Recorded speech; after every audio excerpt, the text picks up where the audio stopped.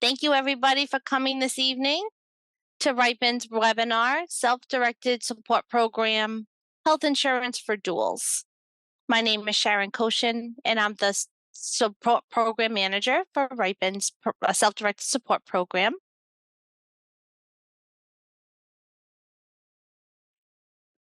RIPIN is a 501c3 nonprofit organization, and we are staffed by peer professionals who help Rhode Islanders navigate systems of care, including healthcare, education, healthy aging, and other services.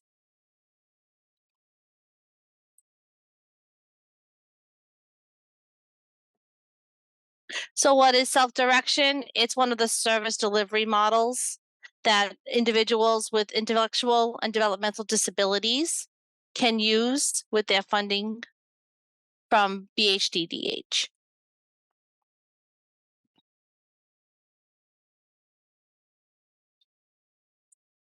In our self-directed program, the goal of our program is to support and guide families as they navigate the systems of self-direction.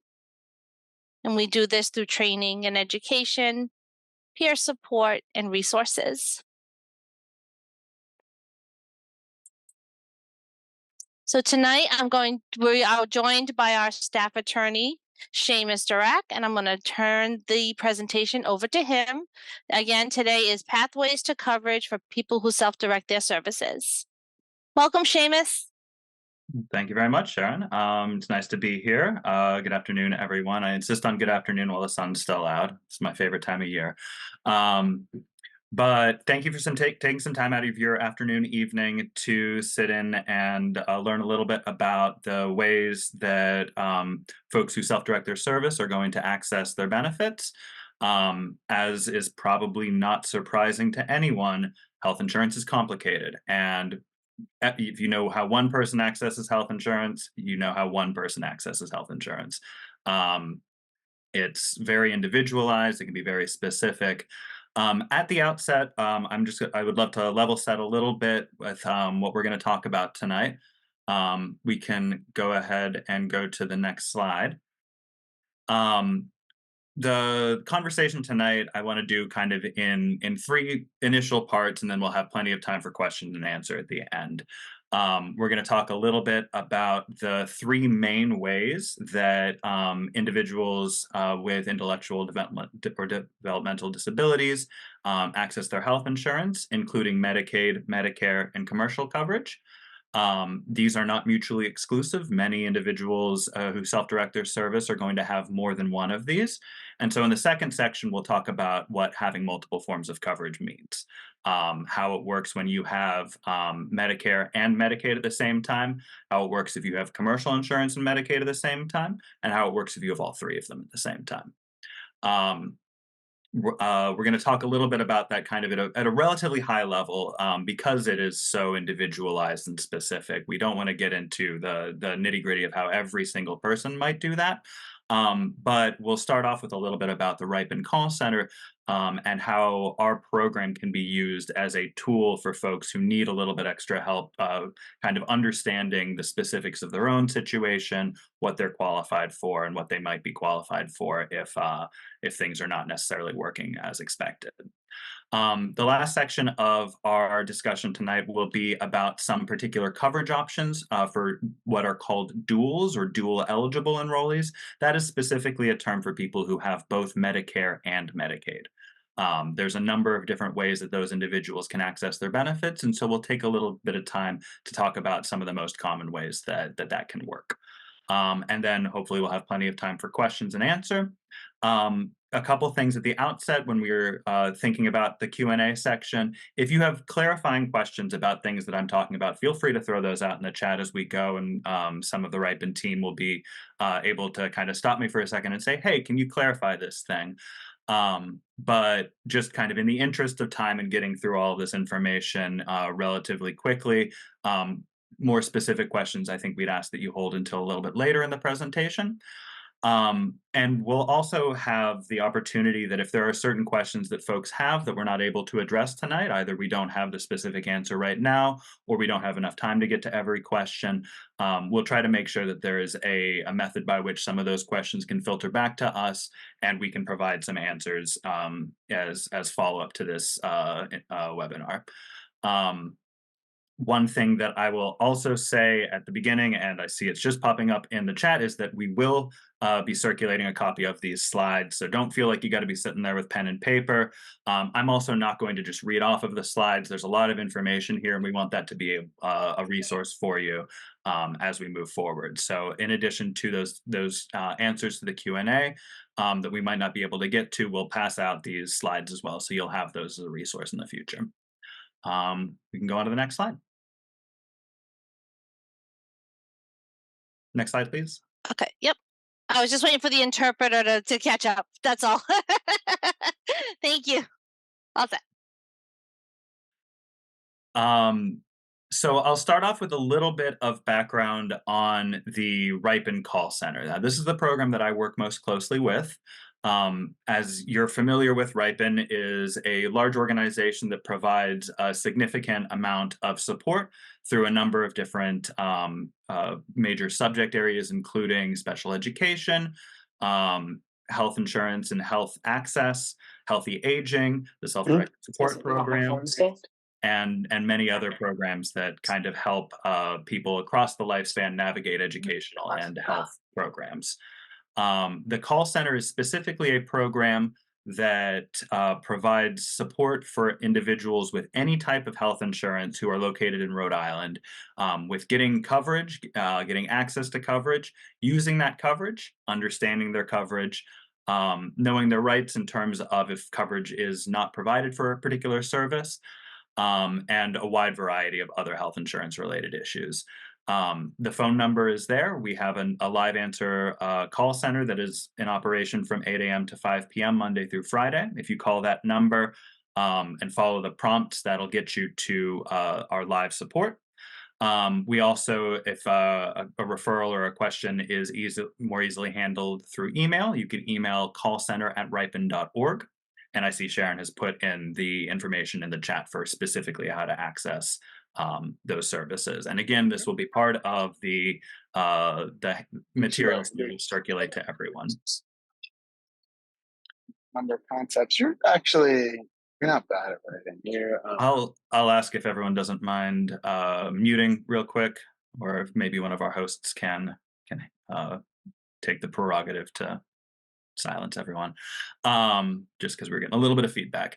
This is me. I am the Senior Attorney and Health Policy Analyst, and I support the RIPIN Call Center.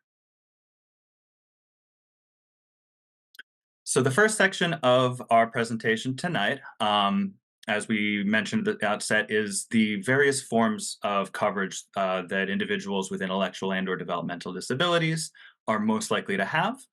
Specifically Medicaid, Medicare, and commercial insurance, and we'll take each of those in turn. One thing that I think unites everyone who's self-directing their services is access to Medicaid. That doesn't mean that access to Medicaid is simple or that there aren't changes, and we'll talk a little bit about that. But it is the program that provides all-encompassing health insurance for low-income Rhode Islanders and also for some higher-income individuals who have protected status. We'll talk a little bit about that in the next slide. Medicaid is comprehensive health insurance. It covers all of the medically necessary services that are covered under that service plan, including a wide variety of traditional health coverage, hospitals, doctor's visits, specialists, medical equipment, sometimes covers prescriptions, and generally you're going to pay nothing for your care when you're enrolled in Medicaid. There's generally, for most individuals, no co-pays, co-insurance for when you go to the hospital or you go to a doctor. You don't pay anything out of pocket at that point in time. One thing that Medicaid does that most other forms of health insurance coverage does not do is that Medicaid covers long-term care. So individuals who are receiving care, home-based care, or who are in a nursing facility, for example, can receive Medicaid coverage for that, where, for example, Medicare or most commercial plans would not cover those services. And in those circumstances, you can sometimes have a cost of care where some of your income goes towards those long-term services. Go to the next slide.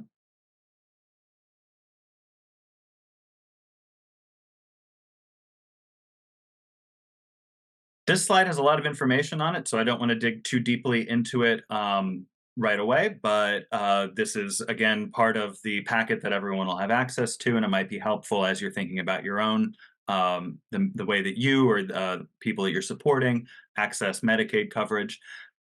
Essentially, what I want to get at here is that there are a number of different ways that people access their Medicaid coverage. There are, as I said at the outset, a number of programs that are accessible to individuals who are very low income. There are programs that are accessible to individuals who are enrolled in Medicaid due to their participation in another program, frequently for this population, including SSI. That's supplemental security income administered by the Social Security Administration. Individuals who receive SSI get automatic Medicaid coverage, and individuals who used to have SSI but stopped receiving SSI for some reason, frequently including people who are getting a higher Social Security check when a parent retires or begins receiving a Social Security disability check. Some of these individuals receive Medicaid automatically. For other individuals, you're going to enroll in Medicaid based on your income. That can be through Magi Medicaid, which is a pathway for individuals who are not yet eligible for Medicare. That's frequently termed expansion Medicaid. It's the program that was largely expanded through the Federal Affordable Care Act. There's also sometimes called EAD, or Elderly and Disabled Medicaid. That is a pathway for most people who are eligible for Medicare. That is sometimes also kind of seen as the traditional Medicaid, the Medicaid that's been around for a lot longer, that requires you to be either elderly or disabled in order to qualify through that pathway.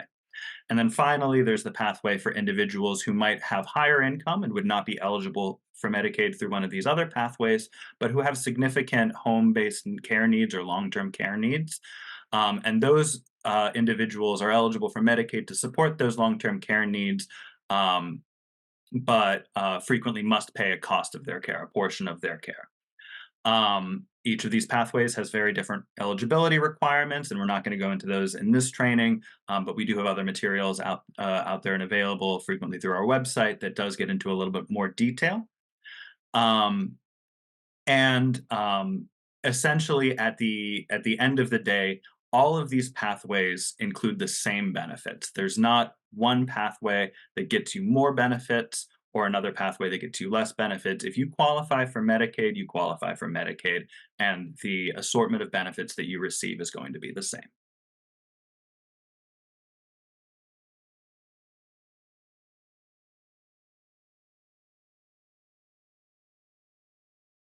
We'll move on now to talk a little bit about Medicare. Medicare is a health insurance program also administered by the federal government that is available to older adults and to adults with disabilities. When we say that Medicare is available to adults with disabilities, what we mean is that you are eligible for Medicare once you have been receiving SSDI for more than 2 years, once you reach your 25th month of SSDI income. This applies frequently for the population of adults with intellectual and/or developmental disabilities, when those individuals are receiving their SSDI either on their own work record or frequently on a parent's work record. So you can begin receiving that SSDI income either when a parent goes out on their own disability or retires. You can start receiving those benefits then frequently. Medicare, similarly to Medicaid, covers a comprehensive array of health care services, including hospitals, including doctor's visits, including durable medical equipment, but importantly, it does not cover long-term care. We'll talk a little bit about what that means for individuals who receive both, but as a general rule, with the exception of some skilled nursing care after a particular hospitalization, Medicare is not going to cover nursing care. It's not going to cover home-based care. And individuals with needs for those care will receive that through their Medicaid benefit if they have a Medicaid benefit. Medicare, also, unlike Medicaid, is not free. Medicare is a program that includes both out-of-pocket costs when you receive healthcare services, whether that's hospital services or doctor services. And it also frequently includes a monthly premium or a monthly payment that you make for your Medicare. But for individuals with lower income, there are programs that help with those costs, either eliminating them entirely or at the very least helping assist with your monthly premiums.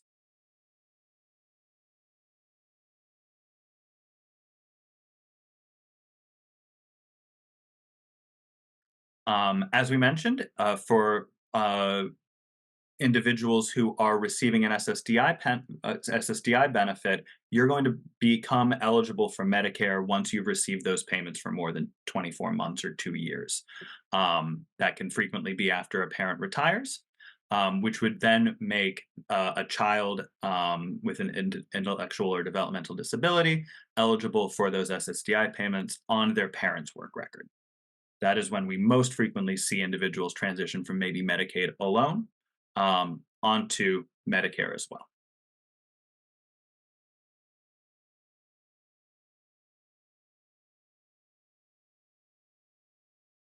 And then the final form of coverage that we'll talk a little bit about here today is frequently called commercial insurance. That is just kind of a broad term for a number of different health insurance products that either you pay for out of pocket, you buy potentially through HealthSource Rhode Island, or directly from Blue Cross is the only carrier that sells direct to individuals in Rhode Island, or more frequently that you receive as part of a benefits package through employment, either your own employment or a parent's employment. People with intellectual and or developmental disabilities can frequently be covered through a parent's commercial health insurance plan that they receive through their employment. And unlike non-disabled dependents who frequently, and this is something that was, I think, talked about a lot right after the passage of the Affordable Care Act, the normal transition period is when you turn 26 as a non-disabled dependent, you lose access to your parents' coverage through employment. That is frequently not the case for disabled dependents who can stay on that commercial coverage longer. Commercial coverage varies a lot. It can vary in what it covers. There are certain plans that may not have the exact same services that they cover, though generally there are some baseline requirements that all commercial plans must cover. And they vary a lot in terms of your out-of-pocket costs. Some health insurance plans might be very rich in terms of their benefits, where you don't pay a lot when you go to the doctor. And others might be a little bit less expansive in their benefits, and you might pay more when you go to the doctor. This frequently aligns too with how much comes out of your paycheck as a deduction, but suffice it to say that these can vary a lot in between plans, but we'll talk a little bit about how that interacts with an individual's Medicaid benefits in just a sec. And as a general rule, commercial insurance will not cover long-term care either. There are a small number of long-term care plans available out there, but they are few and far between and growing fewer and far between. So as a general rule, your commercial coverage is not going to cover your home-based care, your institutional care, the sorts of long-term care that individuals may need.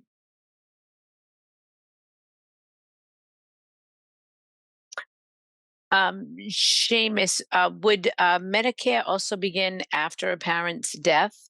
It's a question in the chat. That is frequently a time that an individual may begin receiving an SSDI benefit rather than an SSI benefit based on that parent's work record. Thank you. Mhm. If there aren't any other clarifying questions on that first section, we'll move on to the next section of our presentation this evening, which is the impact of having more than one type of coverage. So we'll start here with individuals who have Medicare and Medicaid together. This is sometimes called dual coverage. Individuals who are enrolled in both Medicare and Medicaid might be termed Medicare and Medicaid dual eligibles, or just dual eligibles, or sometimes just the word duals. You are a dual if you have both of these. That all means the same thing. That means that your coverage is you have Medicare and you also have Medicaid. In this circumstance, Medicaid is always going to be your secondary insurance. You will also not receive a Medicaid managed care plan. So right now, if you're thinking, I have just Medicaid, I have nothing but Medicaid, you're frequently going to be enrolled in one of either Neighborhood, United, or Tufts as your managed care plan. You'll work with them for authorization for services. You'll use their provider network. If you have Medicare and Medicaid, you will not have either Neighborhood, United, or Tufts assigned as your plan. We'll talk a little bit in a moment about what some of your options are for accessing coverage and for working with a health insurance plan if you choose to do that. But you will not have that Medicaid managed care plan assigned to you the same way that you would have if you only have Medicaid. When you have Medicare and Medicaid, you must go to a provider that accepts your Medicare coverage. That could be original Medicare, that could be just the red, white, and blue card, or it could be another form of accessing Medicare. But you need to ensure that your providers accept that Medicare coverage. Otherwise, Medicare will not pay for those services, and you may receive bills. And if a provider accepts both Medicare and Medicaid, and you're enrolled in both of them, Medicaid will cover any copays or any other costs that you would receive from that provider, where someone who was just enrolled in Medicare would have to pay out of pocket. And frequently, even if you go to a provider that accepts your Medicare coverage, but not your Rhode Island Medicaid coverage, you will be protected from billing by that provider. So the combination of having Medicare and Medicaid will frequently protect you from any additional billing for services.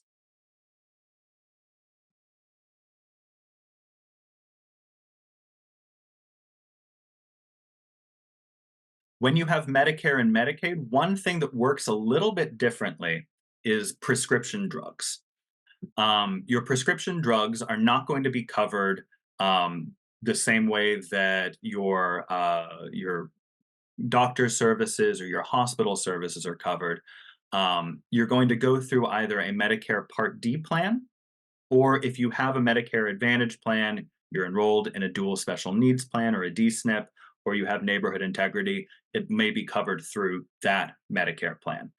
And unlike many other forms of coverage, you may have copays for your prescription drugs. Many individuals who are also receiving home and community-based services or institutional care services may not have copays for their drugs. And if you're enrolled in neighborhood integrity or certain dual special needs plans, you may not have copays for your drugs, but some individuals with Medicare and Medicaid may have small copays. Because of your enrollment in Medicaid, though, you'll qualify for a federal program called Extra Help that'll help lower your prescription drug copays to a lower level than you would pay if you did not have that program. And then there are some services that are not covered by Medicare, but are covered by Medicaid. And for those services, you'll use your Medicaid coverage alone. As we've said a few times, Medicare does not cover long-term care. And so you'll receive coverage for your long-term care needs through Medicaid. It'll also cover things like non-emergency medical transportation. So your trips to appointments, that are not, for example, not an ambulance taking you to the hospital, but instead a trip from your home to a doctor's appointment would be covered through Medicaid. Dental is sometimes covered by Medicare plans, but sometimes is not covered by Medicare plans. And if you have a Medicare plan that does not cover dental, you would use Rhode Island Medicaid to access your dental. And for all of those services, you would use the Medicaid fee-for-service network, the Rhode Island Medicaid network of providers, to access a provider that would receive reimbursement. If you go outside of that network, you may have copays for those services.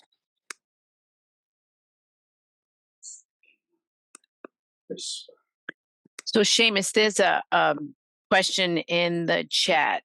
Yes, we're discussing Rhode Island, but what if your dependent gets their dual coverage while living in Rhode Island? What happens if they move to another state? Each state has their own system, or is dual status available in every state? That's a good question. This presentation is certainly specific to Rhode Island, and the options that are going to be available to you are going to be limited to Rhode Island options that we'll be talking about in a moment. But Medicare is a nationwide program. Medicaid is a nationwide program. The eligibility rules for Medicaid can be different between different states. So just because your child is a dual here in Rhode Island does not guarantee that they will be a dual in another state, though it is potentially very likely that they would. Their options for coverage, though, could vary very significantly. And so the recommendations that I'm giving here and the opportunities for access to coverage that we're talking about here may not apply in another state. Your options may look very different. And so I would encourage you at that point, if you're looking at relocating to another state, that you seek out specific information on what dual coverage looks like in that state.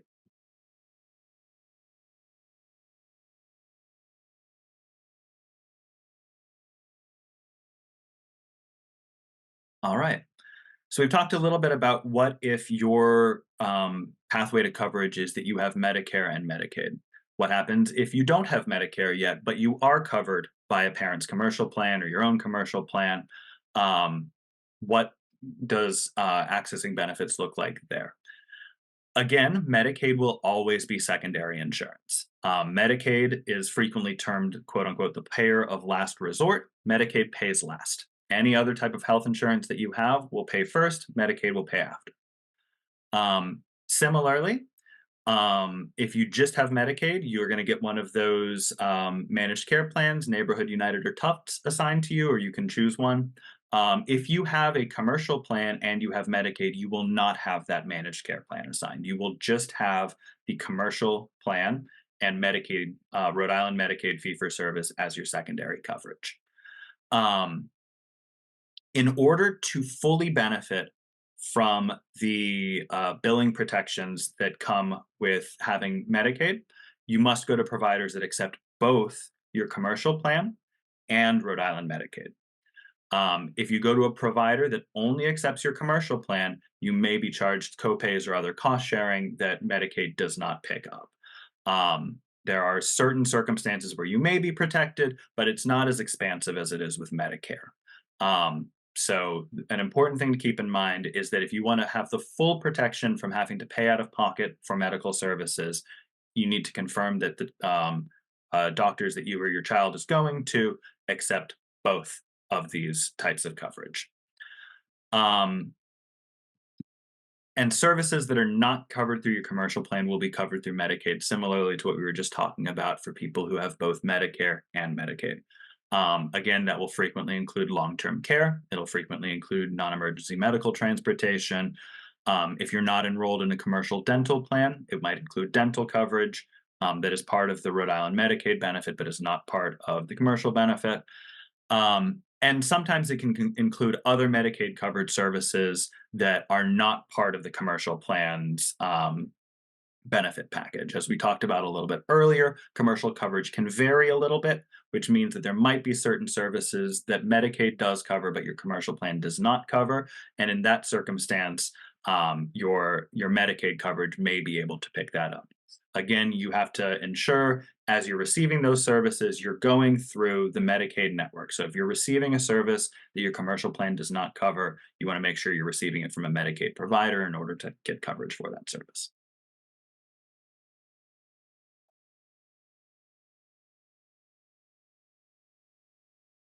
What about if you have all three? There are a number of people who are going to have Medicare, Medicaid, and a commercial plan through a parent's employment. We've worked with in the RIPIN call center people who have Medicare, Medicaid coverage through a mom's employment and through a dad's employment. They have 4 different types of coverage. And one thing we will note is that sometimes more coverage is not better. It sounds like it would be great, right? Like you're not going to pay for anything. You can go to whatever doctor you want. It's frequently not how it works. All of these plans have complex rules in how they cover the services they cover and who pays first and who pays second. Sometimes those rules all point at each other, and it can make it really complicated to get the services that you need, or after you receive a service, you can receive complicated bills. These are things that the RIPIN call center can assist with, but sometimes what it means is that you're not necessarily going to be better off by enrolling in every type of coverage that you're eligible for. The coverage rules for disabled enrollees who have both commercial insurance and Medicare insurance depends on the size of the employer. If your employer that you're receiving a commercial plan through has more than 100 employees, a disabled dependent would see their plan order, the payment order go the commercial plan, then Medicare, then Medicaid. If you have less than 100 employees, it switches and Medicare is first, then your commercial plan, then Medicaid. This is complex and essentially is really just here to let you know that if you're choosing to enroll in all of these plans for yourself or for a child, that it's important to do some research, to get some support on what that impact is going to have on the way that you access your benefits, what providers you can go to or need to go to. And it just, again, emphasizes that the very individualized nature of how coverage works.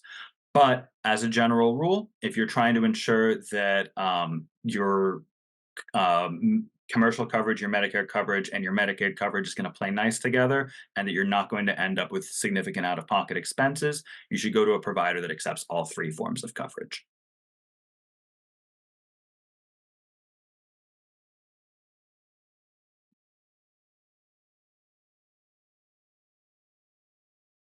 All right, so before we go on to the third section, I saw there was one question in the chat, which is there a place to go to see current providers that accept Medicaid or Medicare?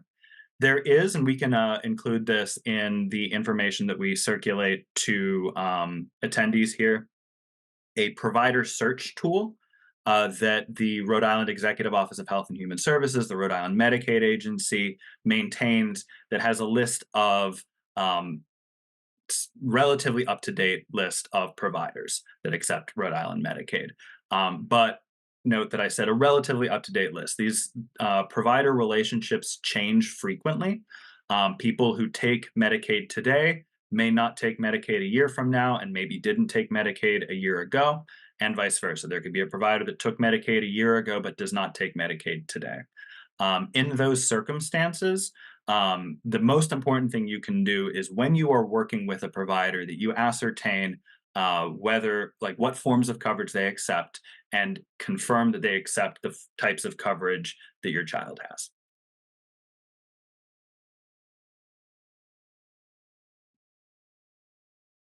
All right. So we'll move on to the third section of our presentation, which is the coverage transitions that someone can experience here. So specifically, what happens when people begin receiving Medicare coverage. And so the question that I think that we get quite frequently at the RIPIN call center, particularly from individuals who might self-direct their service or have similar coverage options to that, is what happens to my Medicaid when I start receiving Medicare? And frankly, that's a question that's going to be very person-specific. It depends on how you're receiving Medicaid now.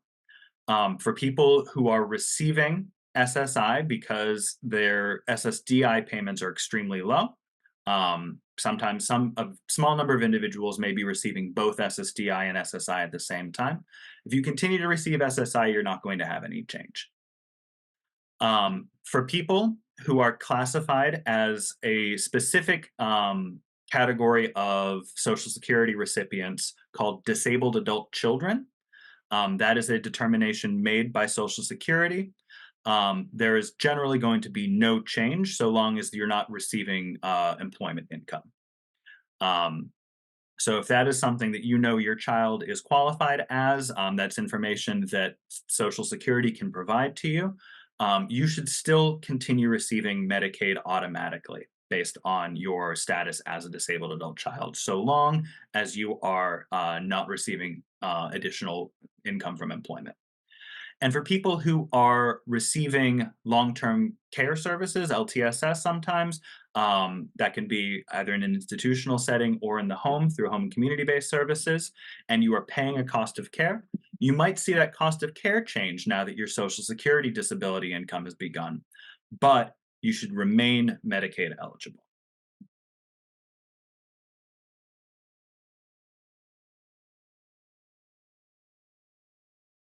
For people who are receiving what I mentioned earlier as MAGI, M-A-G-I Medicaid, these are individuals who have no cost of care and who don't currently have an asset limit for their Medicaid. You're going to have to shift categories. That program, as I said, I think at the outset, is only for individuals who are not receiving Medicare, at least for this population. And once you are eligible for Medicare, you can't be enrolled in this category of Medicaid, which means that you need to both meet the income and asset limits of the elderly and disabled Medicaid pathway. Those limits are listed here.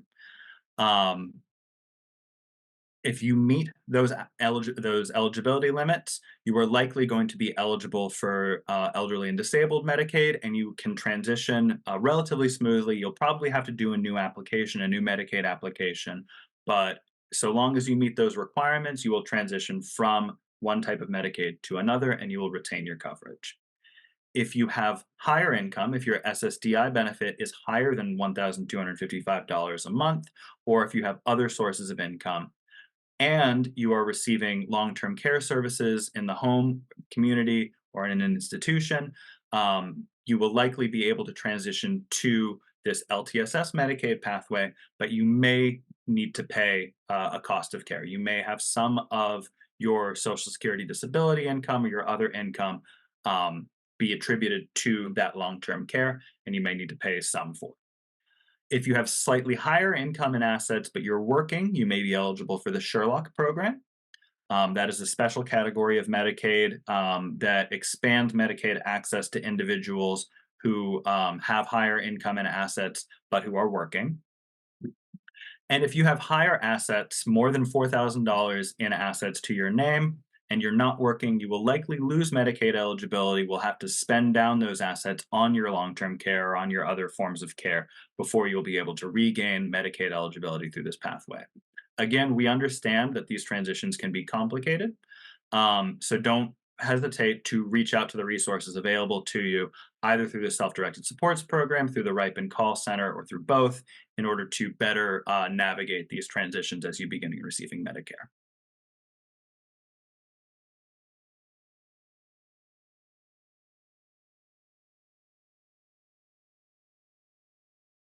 All right. So then the question becomes, if I have to go through this transition process, and if I feel as though I'm able to move from one category to another, what do I actually have to do?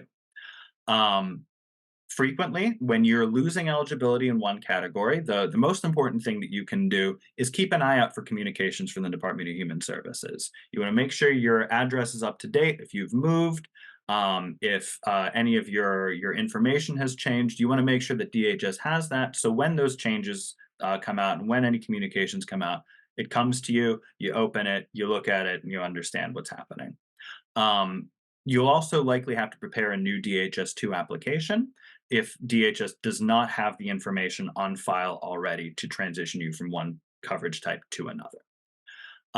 You also want to make sure that with your healthcare providers, you're updating them with your Medicare information. When you start receiving Medicare, it's not as though your healthcare providers are just automatically going to know about that. You need to update them with that new Medicare information and keep them up to date if any of the methods by which you access your benefits change. That way, they can ensure that they're sending the claims for the services that they're providing to you to the right insurance companies, and you're not going to receive a surprise bill because the coverage that you have is not known to them. And one last thing, which we'll talk about next, and that there is support available for you, is determining what type of Medicare and Medicaid coverage, what pathway to Medicare and Medicaid coverage is right for you.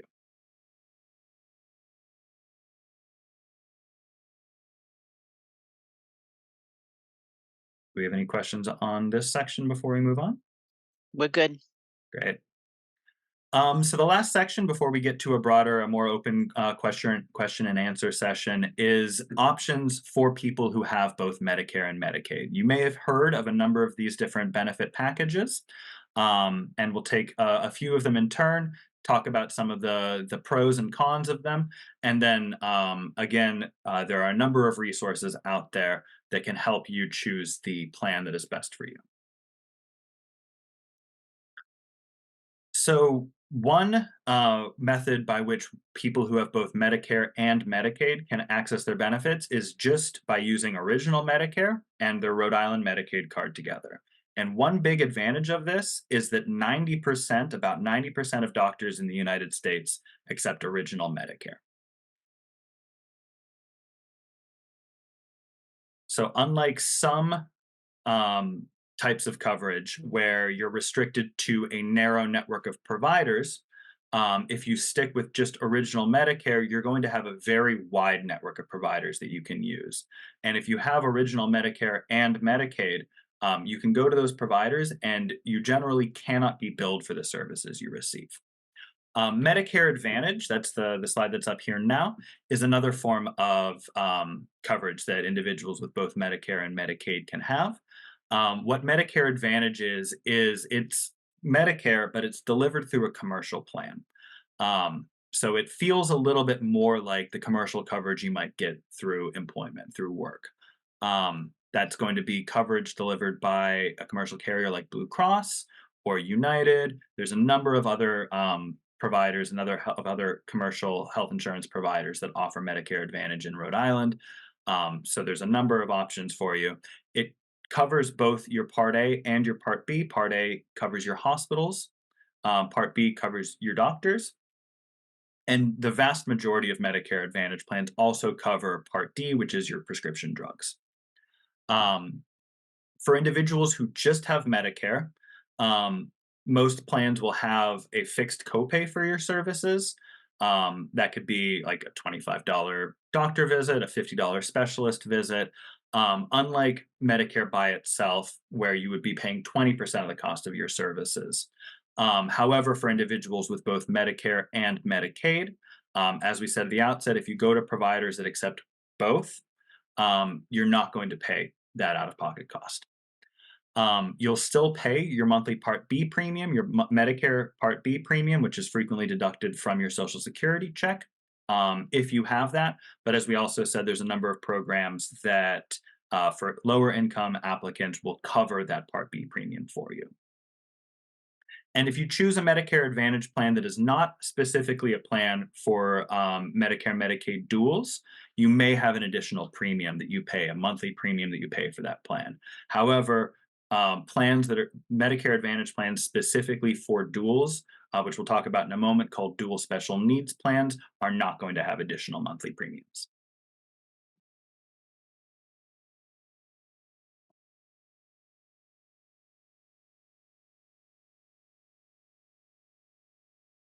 One distinction that applies both to the normal Medicare Advantage plans, to dual special needs plans, or to neighborhood integrity is, unlike with original Medicare with the red, white, and blue card, where you can go to any doctor that accepts Medicare anywhere in the country, individuals who are enrolled in Medicare Advantage plans or dual special needs plans or neighborhood integrity must get their care from in-network doctors. You must go to a doctor that accepts that Medicare Advantage plan.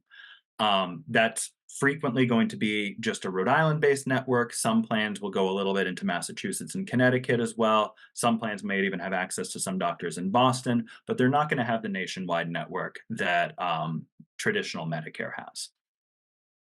Medicare Advantage plans, particularly plans for duals, those dual special needs plans and neighborhood integrity, can have additional benefits that original Medicare does not have. That can be things like dental benefits, it can be discounts for over-the-counter drugs, other product discounts. There's plans that cover some limited home care or homemaker assistance, even without needing long-term care authorization through Medicaid.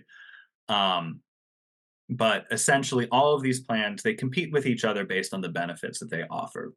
You might have a more restrictive provider network.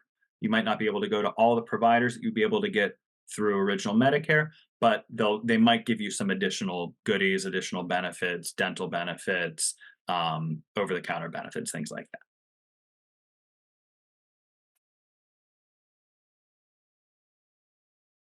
These next 3 slides kind of just duplicate what we just talked about. I think this is mostly here as a resource as we circulate these slides to everyone afterwards, just comparing the different ways that duals can access coverage. But as we said at the outset, for all of these pathways, your Medicare coverage is going to be first, whether that's original Medicare, or if we go to the next slide, that could be a dual special needs plan, whether that's through Blue Cross of Rhode Island, through United, through another commercial plan. There's a couple of other dual special needs plans that are a bit smaller, and Medicaid, or through the last option, which is neighborhood integrity. Neighborhood integrity is a kind of special plan for Medicare, Medicaid duals where you receive just one card and all of your benefits are delivered through that neighborhood coverage. Where you would use the neighborhood network, but it covers both your Medicare and your Medicaid services together in a single package. Being cognizant of time, we'll skip on to the next slide, which is just a recap of the RIPIN call center. Again, we are a consumer assistance program that provides a wide variety of support for people navigating health insurance issues. This is how you contact us. That information's in the chat, and I bet you Sharon's going to post it again. And will be in the materials that we hand out. But we've got about 12 minutes left, and I want to take that time for any questions that folks have.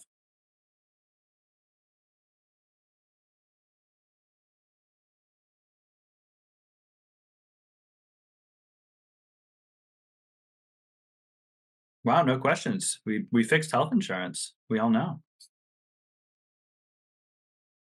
Could I ask a question? Please. Yes, please. I'm Dory Carter.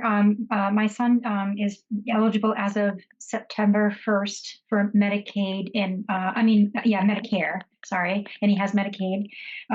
Right now, he receives 2 over-the-counter off-label medications that are paid for through Medicaid DME. And I'm wondering would that be continued to go on once he starts Medicare in September?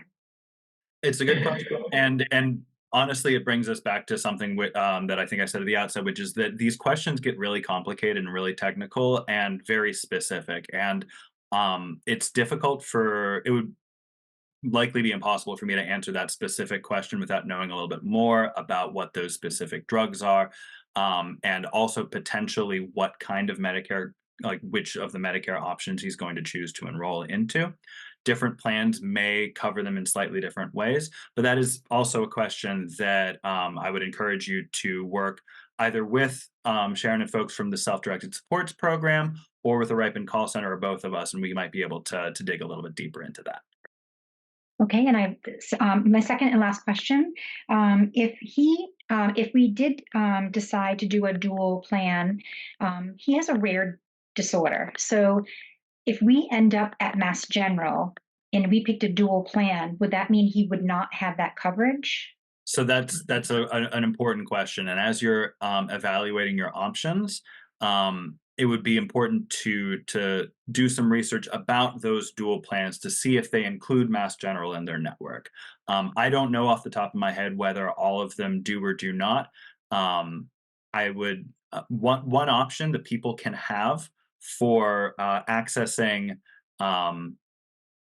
assistance in choosing a plan is the network of SHIP counselors. Though with some of these very specific scenarios, you might need to dig a little bit deeper and ask those questions as well directly of the plans. I will say that MassGen is in the Medicare network, and so if he was to stick with just Medicare and Medicaid, he would likely have less issues with accessing those benefits. But it's quite possible that one or more of the dual special needs plans would also cover those services if Mass General is in that dual special needs plan network. And Seamus, we have 2 questions in the chat. Is the monthly SS benefit considered income? Mm-hmm. So if we're talking Social Security as Social Security disability income, or as a child benefit that someone receives because of a retired or deceased parent, that will be considered income. That for just about any of these Medicaid eligibility pathways, that will be considered income. Yes, so SSDI would be considered income as we're evaluating Medicaid eligibility, or as we're determining how much someone's out-of-pocket costs would be if they're enrolled in long-term care through Medicaid. Great, thanks. And what is the difference between copay and coinsurance? Sure, those are frequently, those come up most frequently in the context of commercial insurance, though it also comes up with Medicare. The main difference between these is a copay is just a flat dollar amount that you pay when you go to a doctor. So if you have coverage that says, I pay $30 when I go to my primary care doctor, I pay $50 when I go to a specialist, I pay $250 if I go to the emergency room, that's a copay. Coinsurance works very similarly. It's just a percentage of the overall cost of the service. So you might have a plan that says, if you have outpatient surgery, you have knee surgery, you pay 20% of the cost. That would be a coinsurance rate. So they're both ways of talking about the out-of-pocket costs that you might have for receiving medical treatment, but a copay is a flat dollar amount and a coinsurance is a percentage of the cost of the procedure. And then there's a question, just what types of questions can we ask that you could answer? I'm assuming general, correct? Yeah, I mean, ask away, and we can. I'll let you know if it's something that I've got an answer to, or if it's something we might be able to come back to you, or if it's something that we have another resource that we might be able to recommend you to.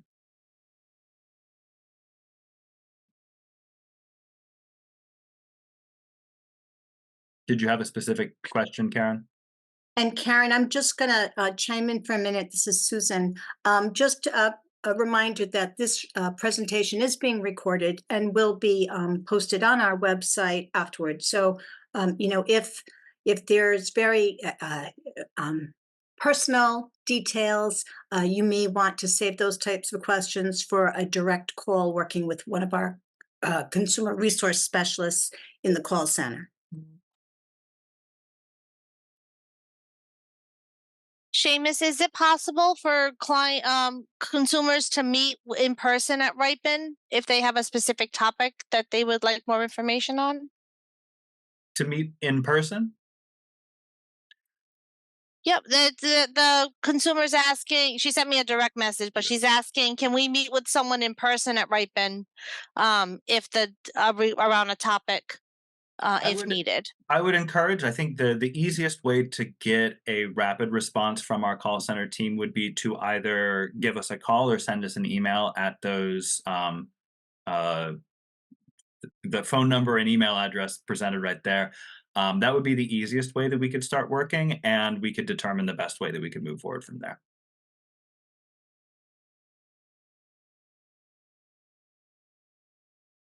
It looks like Peg has her hand raised. Hi, thanks. I just didn't want to butt in and cut somebody off. I just have another quick question. So my son has 3 insurances, my own employer insurance, Medicaid, and Medicare. And you had mentioned that copays and, should be covered at some point with all those insurances. Is that correct? Because we're still paying copays and monthly medication copays as well too. It's going I to was just wondering. depend. Yeah, it's going to depend on a few different things, and we could potentially provide some more individualized support if you have specific questions. For Okay. one important thing to keep in mind is if you're using multiple forms of coverage, in order to have that copay protection, you're frequently going to need to use providers that accept all of those forms of coverage. If a provider, for example, accepts your commercial plan but does not accept Medicare and does not accept Medicaid, you may run into an issue where you would pay a copay in that circumstance. But if you go to a provider that accepts all three of them, you're much less likely to have to pay out of pocket for those services. For prescription drugs, though, those can frequently work a little bit differently, because when an individual has both Medicare and Medicaid, that's going to be delivered through the prescription benefit of a Part D plan. When you have commercial insurance, Medicare and Medicaid, it might work a little differently, and you might run into issues where you would see a small copay in those circumstances. But again, it's important. First off, it's important to go to providers that accept all of the forms of coverage that you have, and it's also very specific and individualized, and it would depend also on how those plans cover it. Happy to have you reach out to our call center and see if that's something that we could address. Okay, thank you very much.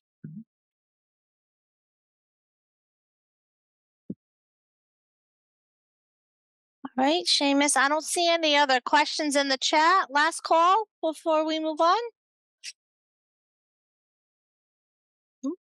Okay. Well, we know this was a lot of information tonight, and we appreciate your time today. We would really love for you to fill out our survey and give us some information. RIPIN's always looking to improve our delivery of services to families and consumers. We're also going to drop this in the chat in just a moment, so you can grab it that way as well. Again, if you'd like to contact the RIPIN call center, the number is 401-270-0101.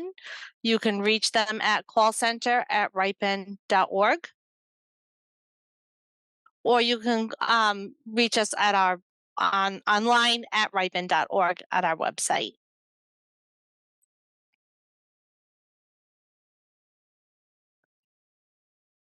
This is our current calendar for the Self-Directed Support Program.